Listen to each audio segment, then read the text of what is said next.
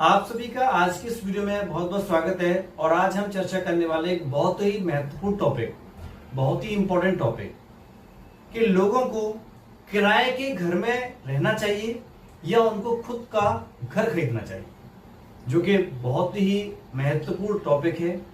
हर व्यक्ति चाहता है अपना घर खरीदना। हर व्यक्ति इस दुनिया में आया है तो किराए पर या खुद के घर में रहता ही है। अब क्वेश्चन ये है कि उसे जिंदगी भर किराए पर रहना चाहिए या खुद का घर खरीदना चाहिए। तो दोस्तों, आज मैं डीप जानकारी, डीप नॉलेज आपको दूंगा। ये वीडियो पूरा देख लिया तो आपके सारे डाउट्स लाइफ के लिए खत्म हो जाएंगे।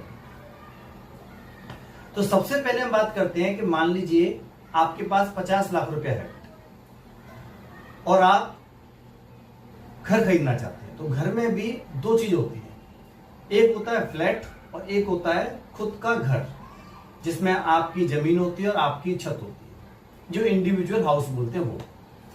तो दोस्तों, सबसे पहले इंडिविजुअल हाउस के बारे में बात करते हैं कि मान लीजिए अगर आप इंडिविजुअल हाउस खरीदते हैं तो उसमें आपका बेनिफिट ये होता है कि आपने 50 लाख का अगर इन्वेस्टमेंट अगर आपने कर दिया, एक शहर में आपने घर खरीद लिया, मान लीजिए उसमें 5-6 कमरे हैं, आपने जमीन खरीद लिया, घर बनवा लिया, उसमें आप रहते भी हैं, 2 कमरों में आप रहते हैं और 2-3 कमरे आपने रेंटेड कर दिए, मतलब किराए पर उठा दिए।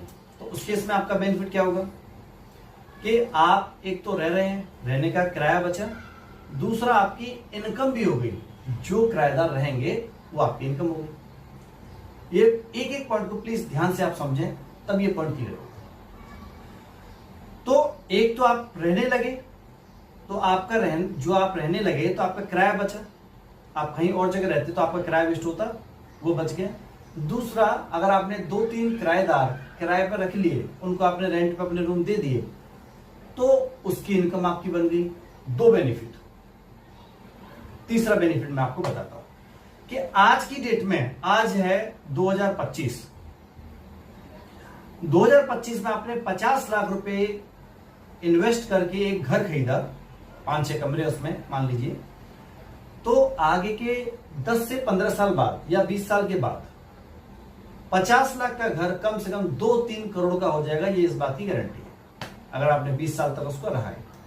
20 साल में जो आपने 50 लाख जो रुपया था, उसका इन्वेस्टमेंट आपका 2-3 करोड़ हो गया, सबसे बड़ा फायदा। दूसरा, जिंदगी भर आप उसमें रहेंगे, वो फायदा। तीसरा, आप किराए पर भी उस घर को चला रहे हो, आधे घर में रहते हो, आधे कमरे किराए पे दे दिए, तो वो इनकम भी आपको मिल गई। मतलब आप इंडिविजुअल हाउस जो घर खरीदते हैं उसमें